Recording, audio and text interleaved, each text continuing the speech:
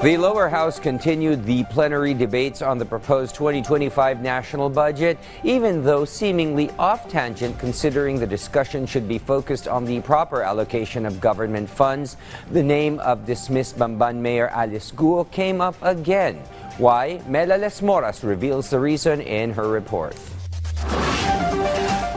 DILG Secretary Benhur Abalos believes marriages solemnized by dismissed Bamban Tarlac Mayor Alice Guo will remain valid despite questions on her nationality. During the plenary debate on the proposed 2025 budget of the Philippine Statistics Authority, 4P's Party List Representative J.C. Abalos asked what will happen to marriages conducted by the former mayor if it is proven she's not a Filipino. The lawmaker noted that under the law, a person who does not have the authority to solemnize can make a marriage official. But for the DILG secretary, there should be no problem if the ceremony was performed in good faith.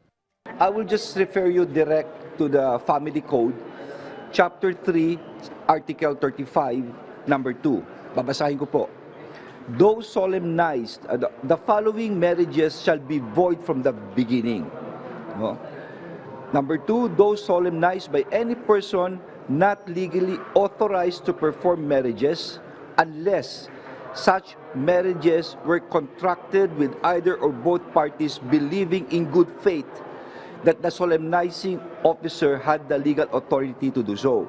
So, kung ikaw ay good faith, naniwala ka na si Alice Guo ay talagang may otoridad na magkasal, and ako naman, I guess, karamihan sa kanila ay ganun ang tingin dahil mayor nga naman siya. No?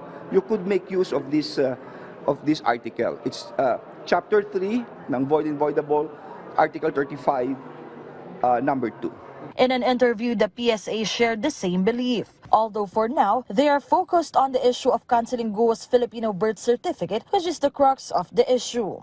Mga lawyers namin, hinahanap nila kung ano magiging effect. Kasi may sinabi sila na provision na in good faith naman, not necessarily. But we will check.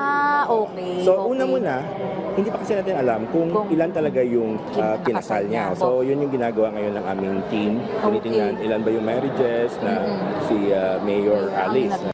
At present, deliberations on the 2025 budget proposal of various government agencies continue in the House plenary. One of the agencies which went under scrutiny recently is the Department of the Interior and Local Government and its attached agencies. Well, sana naman maipasa kaagad ito, no? Ang aming budget ngayon ay tamang-tama, no? Of course, jail medyo dinagdagan namin ng ano ito dahil last year halos isang jail lang sa buong Pilipinas ang naibigay sa amin.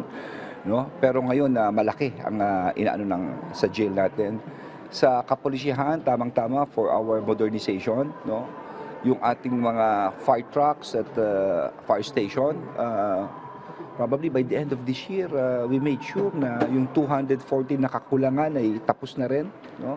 So how to maintain this? I would say yung budget namin ay very reasonable at I expect it to be finished in time na mabilis naman. Mela Lesmoras from the National TV Network for a new and better Philippines.